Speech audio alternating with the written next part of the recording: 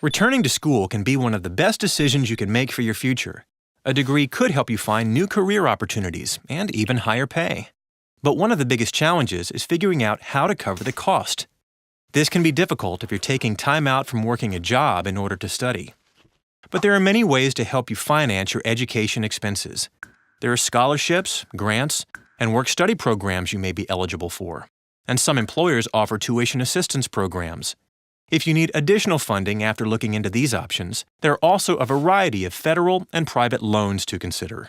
The first step to finding out what funding options are out there for you is to fill out the FAFSA, or the Free Application for Federal Student Aid. You can find the application online at fafsa.ed.gov. We look at the FAFSA and how it works in another video. After you've filed your FAFSA, the school you're planning to attend will send you an award letter that will include your federal financial aid package as long as you listed that school on your FAFSA. This will likely include a mix of different ways to fund your educational expenses. It can include grants, federal work-study programs, and more commonly, several kinds of federal loans. Now you may be wondering, how does your school figure out how much you can receive? Well, this is based on a number of factors. The school estimates the cost of attendance, basically the cost of tuition and living expenses. And using the information on your FAFSA, they figure out your expected family contribution. That's the amount your school expects that you or your family could pay towards your education. By subtracting your expected family contribution from the cost of attendance, they figure out your financial need. Your financial need helps determine how much you can receive in certain types of federal loans. So let's take a look at those loans now. The most common federal loans are direct subsidized and unsubsidized loans, PLUS loans, and Perkins loans. Later, we'll also look at private loans, which are offered by private lenders, like a bank or other financial institution. So direct loans come in two types, subsidized and unsubsidized. Subsidized loans are offered only to undergraduate students and are based on financial need. Typically, these loans have lower interest rates than unsubsidized loans. And because the loan is subsidized by the government will pay your interest while you're in school, and potentially at other times throughout the life of your loan. Unsubsidized direct loans are available to undergraduate and graduate students and aren't based on your financial need. However, these loans usually have higher interest rates than subsidized loans, and you'll be responsible for paying the interest that accrues on the loan from the moment you take out the loan, including the time you're in school. There are also PLUS loans. There are two types of PLUS loans. The Parent PLUS loan, which is a loan that can be taken out by an undergraduate student's parents to help pay for their child's studies, and a Graduate PLUS loan, which is a loan for graduate and professional students.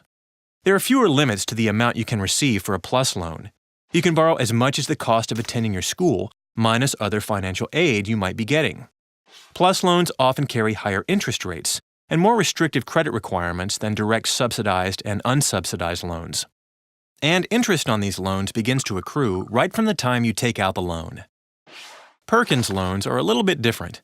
Perkins loans are low-interest loans that are only offered by schools that participate in the Perkins program. They're given to undergraduate and graduate students who typically need more financial help than most students. The Perkins Loan Program is a federal program. However, the loans are actually given out by your school, and interest doesn't start accruing on the loan until your repayment period starts. The amount of money you can get if you qualify for the program is based on how much money your school has available for the program and how much money you're receiving from other loans. You may qualify for a few of these loans in your financial aid package. When added together, they could come out to enough money to cover your costs. However, if you find you need more financial help, there are also private student loans to think about. Private student loans are offered by private lenders, that is, not the federal government. The amount you can qualify for and the terms of the loan, your interest rate, and the time you have to repay will be determined by things like your credit score and your ability or the ability of a cosigner to repay the loan, rather than your FAFSA information. With private loans, you may pay a higher interest rate than you would with federal loans, and you may not get as many repayment options as you can with a federal loan, like income-based repayment, for instance. Keep in mind you may be offered more money in your financial aid award package than you actually need for the bare essentials. While it might be tempting to take that extra money, loans aren't free money. You'll have to pay interest on what you borrow, and you'll need to start repaying your loans shortly after you graduate in most cases. It can be hard to understand what kind of impact the amount of money you take out in loans will have on your finances later on, so you may want to look at what your monthly repayment plan will be after you graduate. You can use the loan repayment calculators at studentaid.ed.gov or ask someone in your school's financial aid office to help you. For instance, if your monthly loan repayment comes out to $450 and you expect to make around $40,000 a year before taxes when you leave school, you might be putting too much of a strain on your future budget. If you'd like to learn more about how subsidized and unsubsidized loans work, and a few different repayment options for student loans, we look at these subjects in other videos. Going back to school can be one of the best investments you can make. Knowing your options for covering your costs can help you make the best decisions for your finances, now and after you graduate.